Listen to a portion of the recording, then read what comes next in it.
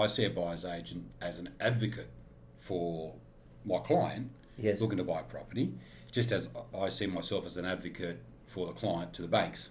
So getting the best for the client, and Yes. say a buyer's agent is really trying to get the best purchase. Buyer's agent and the mortgage broker these days, buyer's agency. I was the first buyer's agent, so I bought it here 30 years ago, and there's 3,000 of them now. You know what I mean, Australia wide. But just working as a team and making sure that they buy the right property, so that when the valuation comes in, it's the right valuation.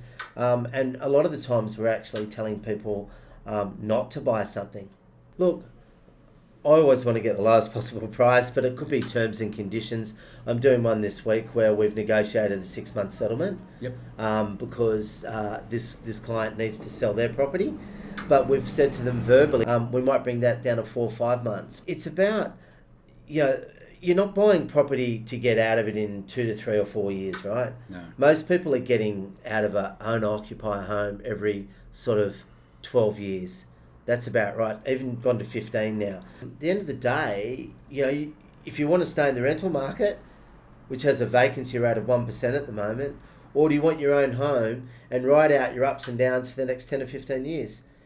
The purchase all depends upon when it's right for you to make the decision. It's now, I will help you, right, at the age that you need to be helped. So we've seen this generational transfer of wealth. The encouragement of families helping the younger generation. Using the guarantor method. And we're actually seeing even the grandparents helping out mum and dad. So we're seeing this early transfer of wealth because it is just so difficult. And in finance, there is this compounding effect that a gift early to someone, say in their 30s, Yes.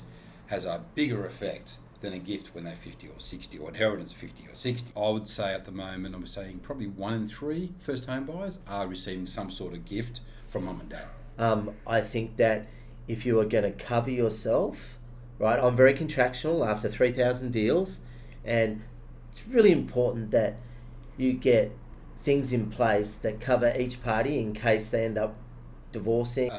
Parents and grandparents are foregoing that conservative kind of approach, rightly or wrongly. And the other thing that we're seeing a lot of too is both sides are gifting as well. So it's really starting to become a whole cultural point where those that can, I don't know if you see a lot of it, is government assistance and how that's distorting the market, especially to say the help to buy. But all that I can say is that if I said to you, the average person transacting in the 30 years I've had the business, it's the biggest financial decision in your life.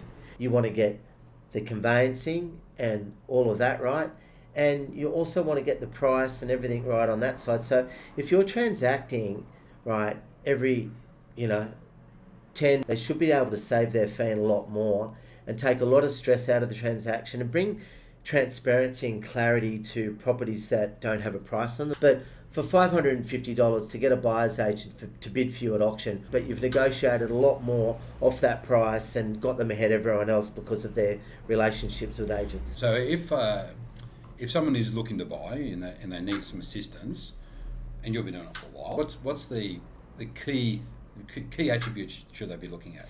I think a lot of people, if they're wanting to get into the first home buyer market and they're doing rent vesting, in other words, they're actually looking at investing in a regional town or a country town, one thing that's really important is make sure that buyer's agent has done a number of transactions in that area, right? But also make sure that they're actually going out and visiting the property, not just getting someone else to visit it. All your due diligence, so you're not buying near high-rise, all the comparable sales, what's sold in the campaign, not just on the comparable sales.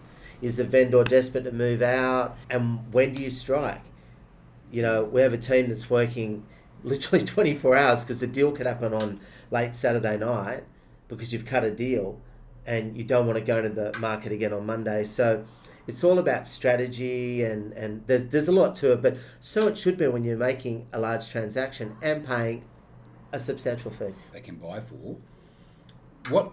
When should a client engage a buyer's agent? Should they be doing their own little bit of research first before they say come to speak to you? At the moment, we've got this new debt downsizer in the market that suddenly worked 3 days from home at COVID